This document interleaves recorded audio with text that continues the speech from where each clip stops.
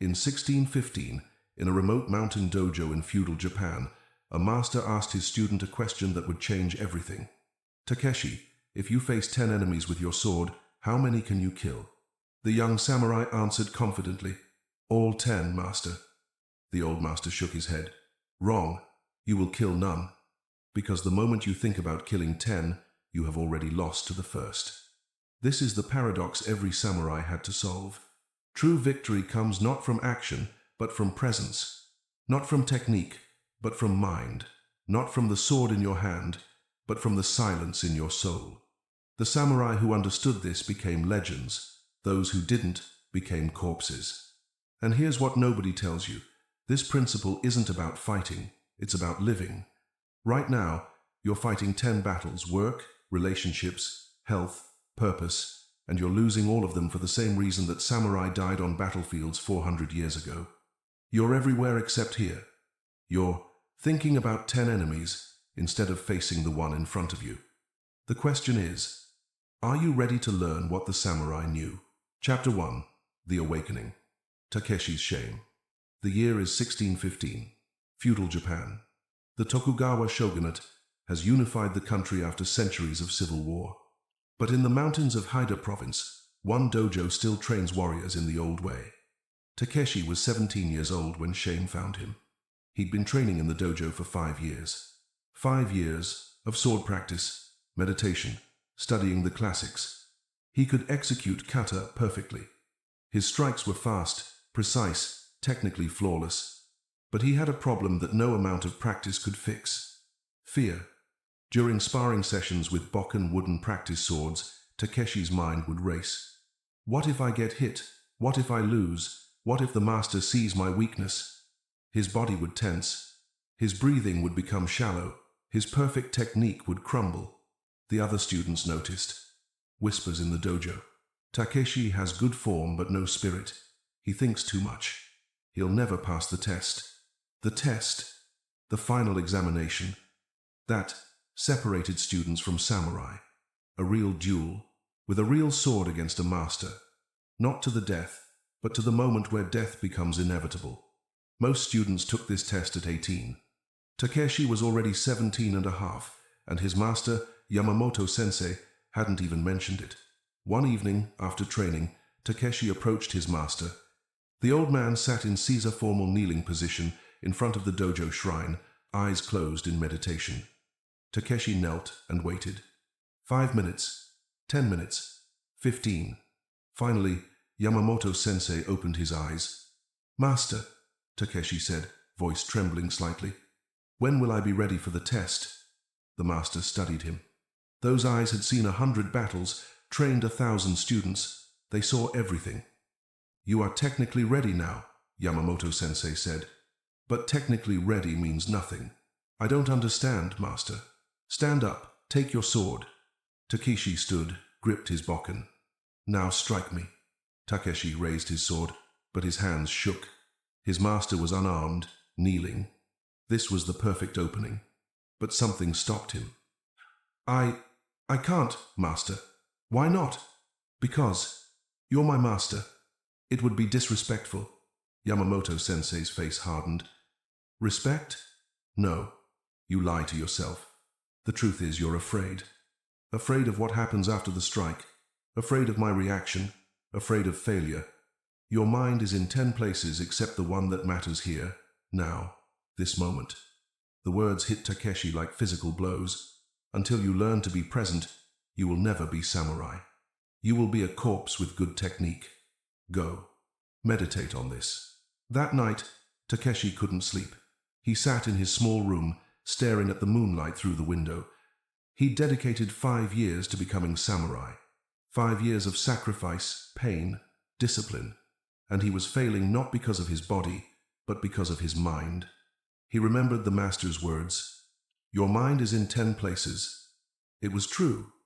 During every fight, Takeshi was thinking about the outcome, about looking good, about not failing, about everything except the actual moment of combat. As dawn broke, Takeshi made a decision. He would find the answer, whatever it took. Chapter 2. The Principle. Shoshin. Beginner's Mind. The next morning, Yamamoto-sensei announced, "Today, no sword practice. Today, we clean." The students groaned internally but showed nothing. Discipline. For the entire day, they swept the dojo, washed the floors, cleaned the weapons, organized the shrine. Manual labor. Mindless work. Or so Takeshi thought. He swept the same wooden floor he'd swept hundreds of times before. His mind wandered. This is pointless. I should be training. The test is coming. I need to improve my technique, not waste time cleaning. Then he noticed something. The master was sweeping too, but he swept differently. Each stroke of the broom was deliberate, focused, complete. When he swept left, he was fully sweeping left. When he swept right, he was fully sweeping right. There was a quality to his movement, a presence that transformed the mundane task into something almost sacred. Takeshi watched, transfixed. After the cleaning ended, the master called him over. "What did you learn today, Takeshi?" Takeshi hesitated. "That? The dojo must be kept clean?" Yamamoto-sensei smiled. "Wrong. Come with me." They walked to a small meditation hall behind the main dojo. Inside, a single scroll hung on the wall. 2 characters in elegant calligraphy. "Chusin Shoshin," the master said. "Beginner's mind. Do you know what this means? 2. Approach everything like a beginner. Deeper. When a beginner picks up a sword for the first time, what is in his mind?" Takeshi thought. "Curiosity? Focus on learning? Yes. And what else? Nothing else. Just the sword. Just that moment. Exactly. The beginner's mind is empty of expectation, empty of fear, empty of everywhere except here. The beginner doesn't think about being the best swordsman. He thinks only about this grip, this stance, this swing." The master sat in seiza. Takeshi followed. "Now tell me, Takeshi, when you sweep the floor, where is your mind?" Takeshi felt shame rise. Everywhere else, thinking about training, about the test, about the future. "And when you fight with Bokken?" "The same. Thinking about outcomes, about looking good, about not failing. So you are never actually present for anything. You sweep while thinking about swords. You practice swords while thinking about tests. You are always one step away from reality. This is why you fail." The master's words were gentle but devastating. The samurai's greatest weapon is not the katana. It is presence. Zanshin, remaining awareness. Fudoshin, immovable mind. Heijoshin, ordinary mind. All of these point to the same truth. Be here, now, completely. He gestured to the scroll. Shoshin is the foundation. Empty your mind of 10,000 thoughts. Face only what is in front of you. Takeshi stared at the characters. Chusin, beginner's mind. "Master, how do I practice this?" Yamamoto-sensei stood. "Starting tomorrow, you will train differently. Every task you do, eating, walking, sweeping, sword practice, you will do with complete attention. When you eat, you eat. When you walk, you walk. When you swing your sword, there is only the sword. Nothing else exists. For how long? Until you understand. Maybe 1 month, maybe 1 year, maybe never. It depends on you." That night, Takeshi began. He sat for meditation, but instead of trying to achieve anything, he simply sat, breathing, present. Thoughts arose. Am I doing this right? Is this working? What if I fail? Each time, he acknowledged the thought and returned to his breath. Here, now, this moment only. It was the hardest thing he'd ever done. If you're beginning to understand how presence could transform your life, the way it transformed Takeshi's, join the Presence and Purpose community. Subscribe and walk this path with us as we explore the ancient warrior wisdom that builds modern mastery. Chapter 3. The Test. 30 Days of Presence. The first week was torture. Takeshi's mind rebelled against presence. Every activity felt agonizingly slow. Eating breakfast became an eternity. Walking to the training hall felt like wading through mud. His mind screamed, "This is pointless. You're wasting time. Everyone else is getting better while you're just being present." But he continued, because the master had given him a path, and Takeshi would follow it to the end. Week 2 brought a shift. During morning meditation, Takeshi experienced something strange. For just a few seconds, the constant chatter in his mind stopped. Not because he forced it, it just stopped. In that gap of silence, he heard the wind in the trees outside, the creaking of the wooden building, his own heartbeat. It felt like waking up from a dream, like he'd been asleep his entire life and suddenly opened his eyes for the first time. The moment passed. The mental chatter returned. But now Takeshi knew. Silence was possible. Presence was real. He intensified his practice. When sweeping, he became sweeping. The movement of the broom, the sound of bristles on wood, the sensation in his arms that was his entire universe. When eating, he tasted every grain of rice, chewed slowly, experienced the simple act of nourishment. When walking, each step was complete, heel to toe, weight shifting, balance adjusting. The other students thought he'd gone mad. Takeshi walks like an old man now. He eats like a monk. Has he given up on becoming samurai? But the master watched, said nothing, waited. Week 3 brought the real test. Sparring session.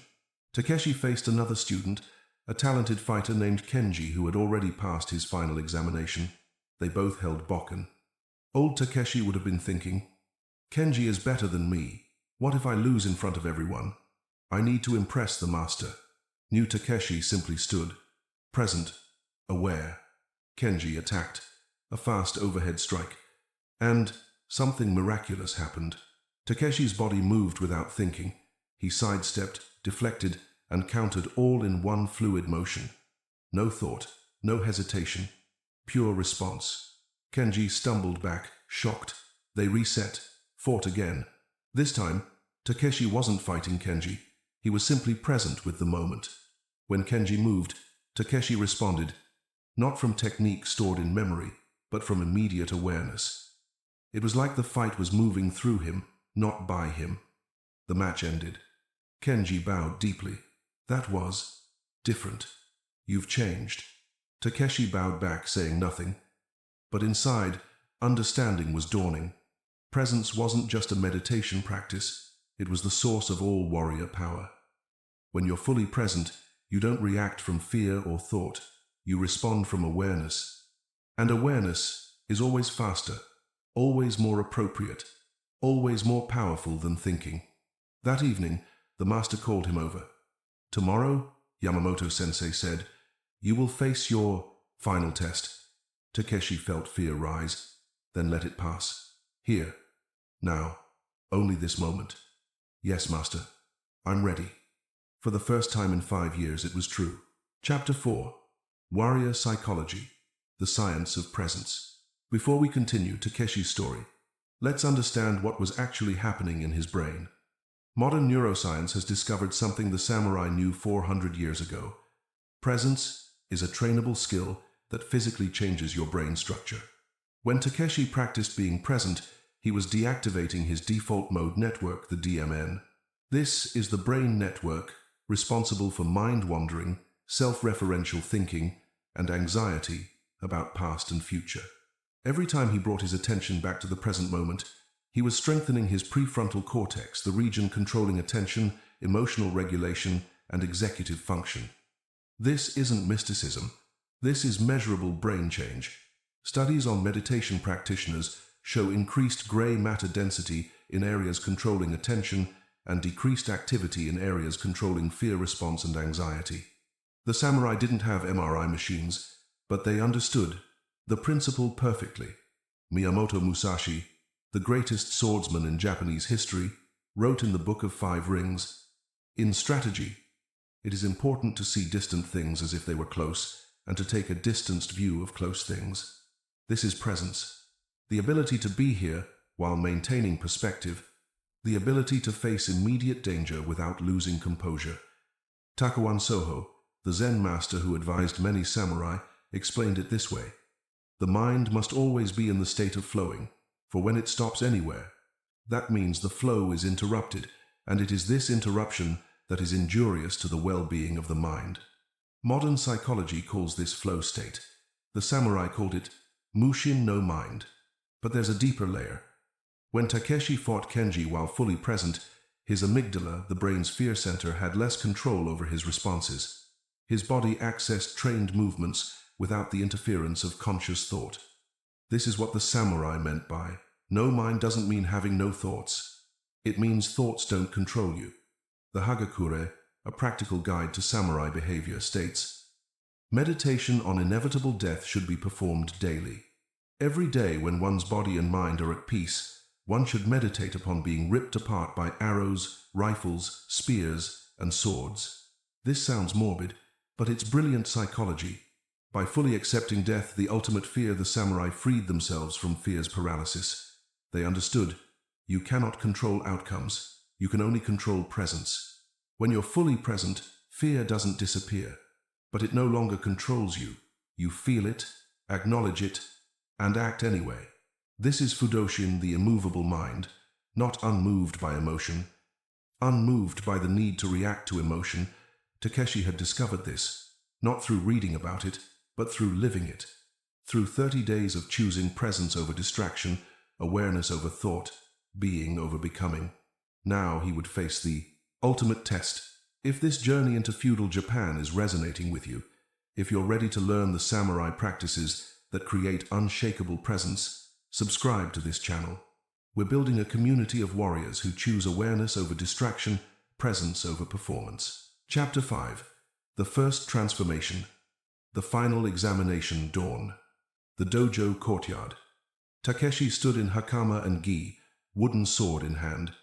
Across from him, Miyamoto-sensei, holding a real katana. Yes, a real sword. Sharpened steel. This was the tradition. The student uses wood, the master uses steel. The difference in weapons equals the difference in skill. If the master wanted, one strike would end Takeshi's life. Around the courtyard, other students and masters from neighboring dojos watched. This was formal. Official. There would be witnesses to either Takeshi's success or his failure.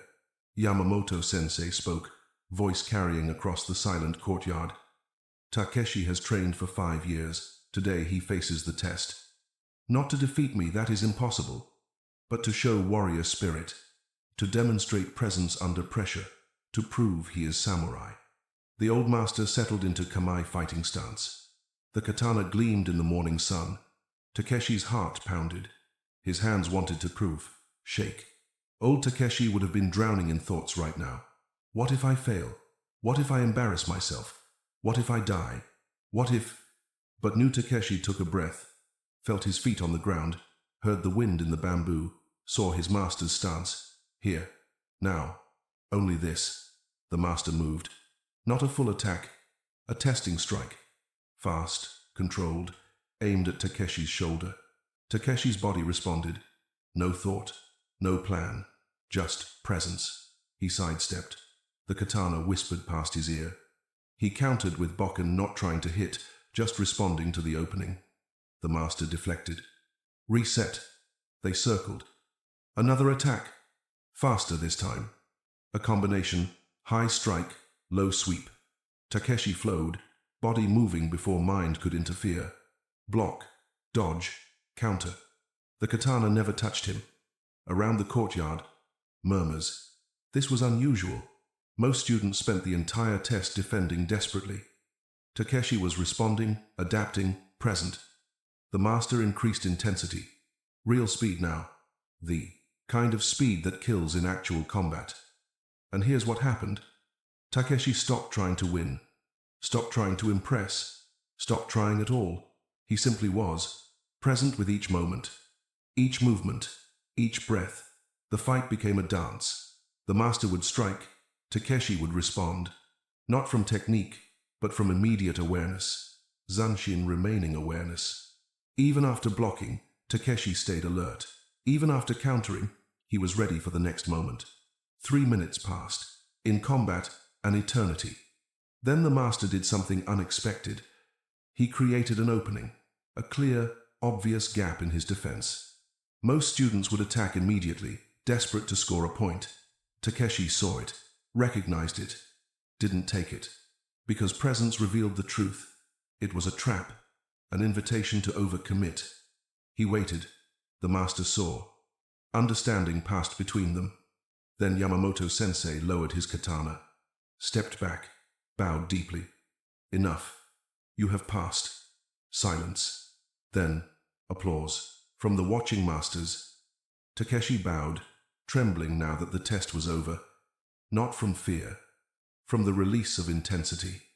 Later, in private, the master explained. Takeshi, 5 years ago you came here wanting to be the best swordsman. Today you became something better. You became present.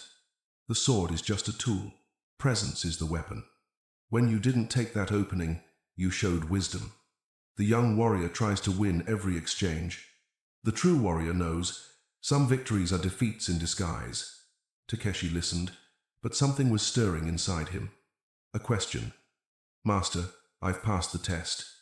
I'm officially samurai now. But I feel like this is just the beginning, not the end. Yamamoto-sensei smiled. Yes, this is the first transformation. From student to samurai. But there is a second transformation. From samurai to master. And for that, you must leave this dojo. Takeshi's eyes widened. Leave?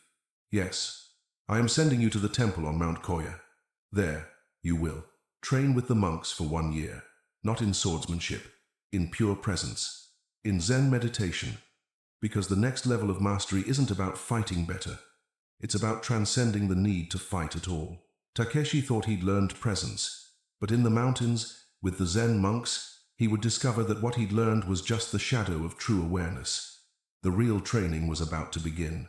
Chapter 6. Deep Training Arc. 1 year on Mount Koya. Mount Koya, sacred mountain, home to one of Japan's oldest Zen monasteries. Takeshi arrived with his swords, his warrior's pride, his samurai title. The head monk, Master Ikkyu, looked at him with eyes that had witnessed 60 years of meditation. Leave your swords at the gate. You won't need them here. But master, I am samurai. Here, you are nothing. Here, you are beginner. Here, you learn to sit. And so began the hardest year of Takeshi's life. No sword practice, no combat training, nothing he associated with being warrior. Instead, sitting meditation.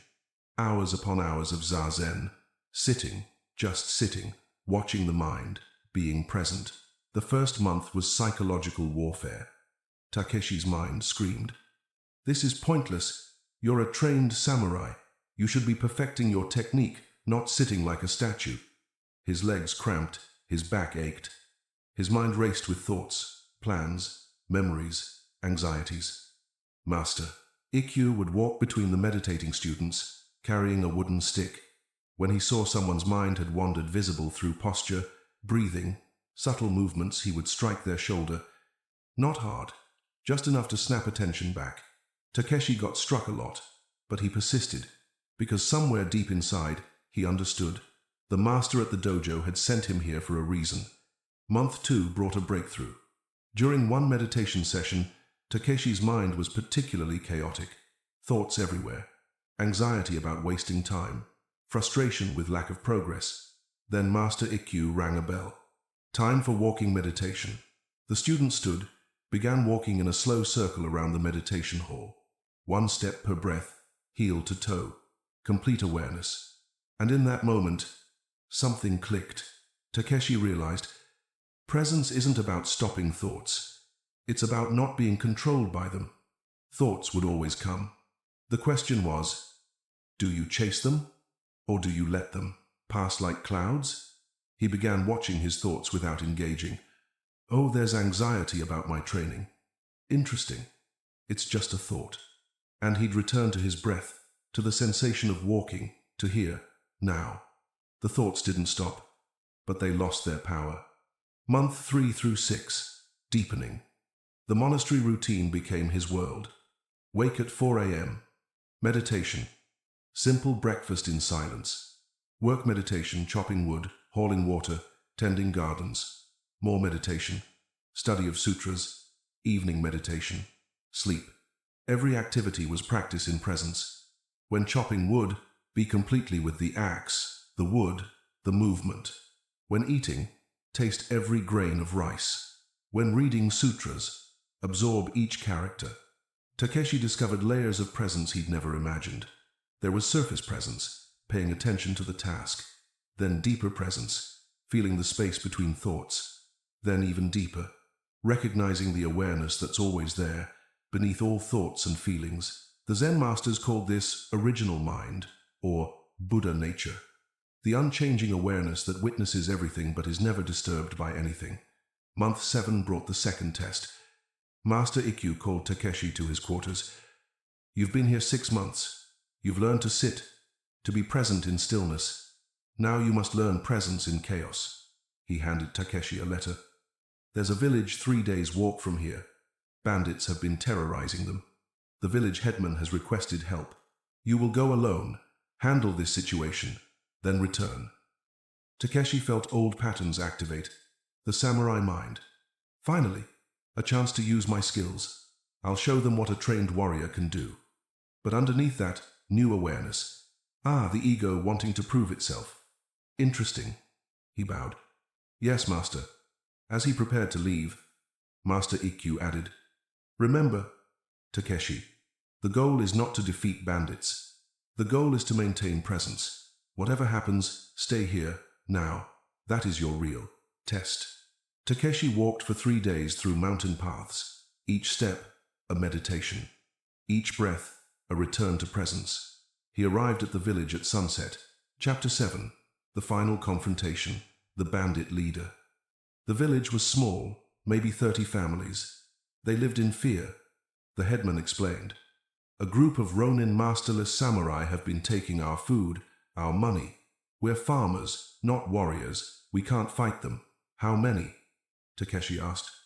5, led by a man named Katsuro. He was once a respected samurai, but after his lord was killed, he turned to banditry. That night, Takeshi sat in meditation. Tomorrow, he would face the bandits, 5 trained warriors against 1. Old Takeshi would be terrified, planning strategy, worrying about death. New Takeshi sat with whatever arose. Fear came. He acknowledged it. Yes, fear is present. That's natural. But he didn't let it control him. He remembered his training. Presence. Here. Now. The outcome doesn't matter. Only this moment matters. Dawn. The bandits arrived. 5 men, rough and dangerous. Led by Katsuro, a tall man with scars and hard eyes, Takeshi walked out to meet them, unarmed. The bandits laughed. "The village hired a bodyguard? 1 samurai? Boy, go home before you get hurt." Takeshi stood in perfect presence, grounded, aware. Still, Katsuro stopped laughing. Something in Takeshi's stillness made him uneasy. "You're different from the usual village defenders. Who trained you?" "Yamamoto-sensei." "And Master Ikkyu?" Katsuro's eyes widened slightly. He recognized those names. Masters of masters. "So you think you can stop us?" Takeshi smiled gently. "I'm not here to stop you. I'm here to speak with you. As one samurai to another." This confused the bandits. Where was the challenge? The bravado? The threat? Takeshi continued, voice calm and present. "Katsuro-san, you were once a respected warrior. You served with honor. What happened to bring you to this?" For a moment, something flickered in the bandit leader's eyes. Pain. Loss. "My lord was killed. My honor died with him. This," he gestured to the village, "this is all that's left." "No," Takeshi said. "Your honor isn't gone. It's just sleeping. Beneath the pain, beneath the anger. It's still there." The other bandits shifted uncomfortably. This wasn't how these confrontations usually went. Takeshi stepped closer, completely undefended, completely present. "I know the Bushido code requires you to serve a lord, but what if there's a higher lord than any daimyo? What if you could serve something that can never be killed, never be taken away?" "And what is that?" Katsuro asked, hand on his sword but not drawing. "Presence, awareness, the part of you that remains when everything else is gone. Master Ikkyu taught me. You can lose your lord, your lands, your life, but you cannot lose your true nature." Silence hung in the morning air. Katsuro stared at this strange young samurai who faced 5 armed men with nothing but words and presence. You're either very brave or very foolish. Perhaps both. Takeshi smiled.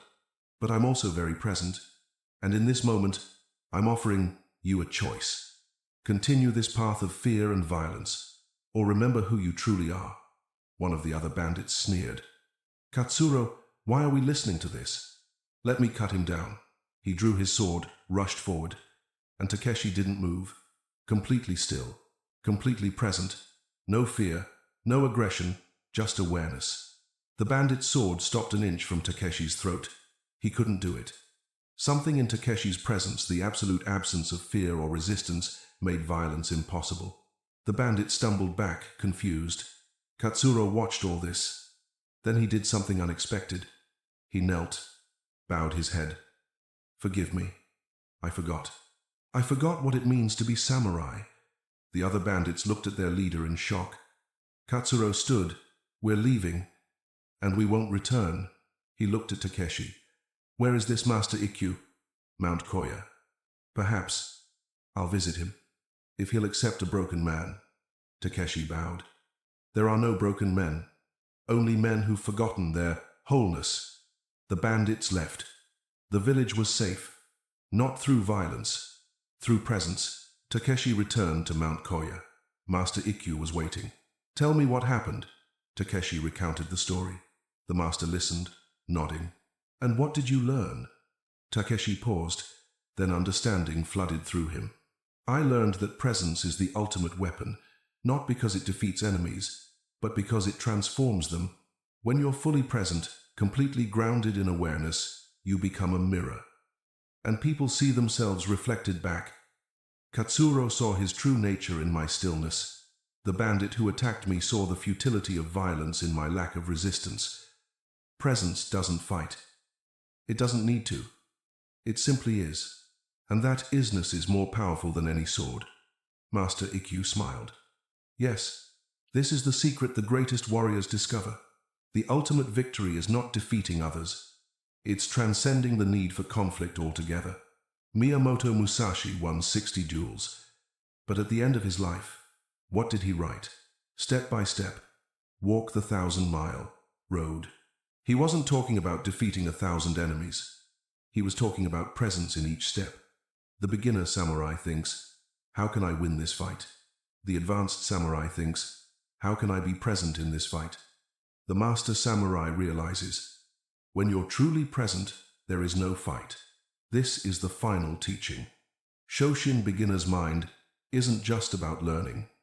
It's about seeing every moment, fresh, new, complete in itself.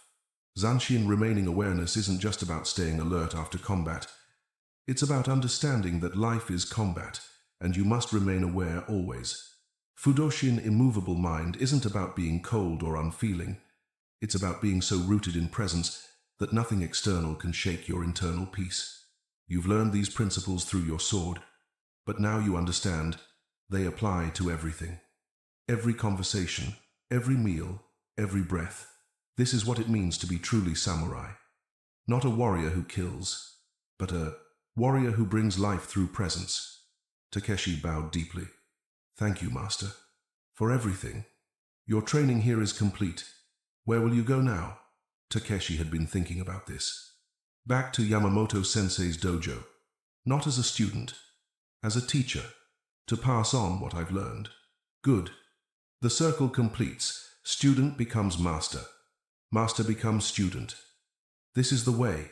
The samurai lesson 10 years later. Takeshi runs the dojo now. Yamamoto-sensei retired to a quiet hermitage.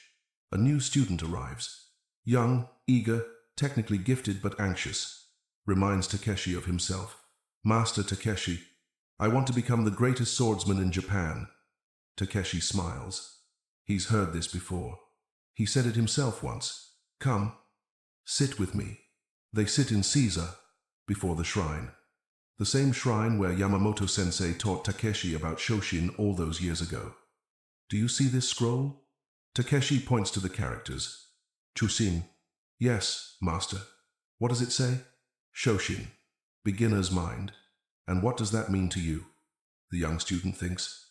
To approach training with humility. Yes, and more. It means to be present for this moment.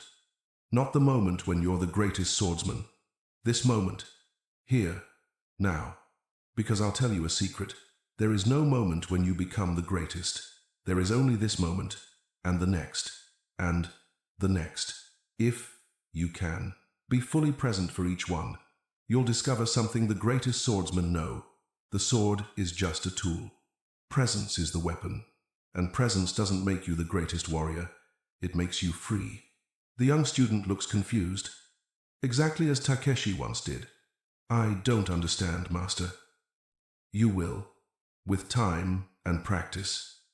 Now, before we begin sword training, we'll start with something else.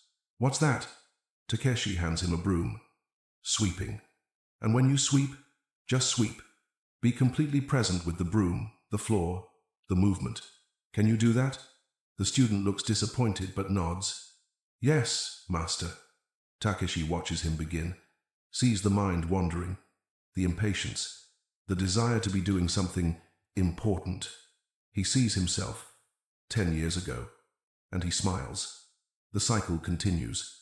The teaching passes on, not through lectures, through presence, through example, through the 1,000 small moments of being completely here, now. This is the way of the samurai. Not violence, presence, not domination, awareness, not achieving, being. The path of the samurai isn't about the sword. It's about presence, about being fully here, fully alive, fully aware in each moment. If you're ready to begin this journey, to train in the ancient practices that create modern warriors, join us. Subscribe. Train. Transform. Walk with presence. Live with purpose. Become unshakable. See you in the next lesson, warrior.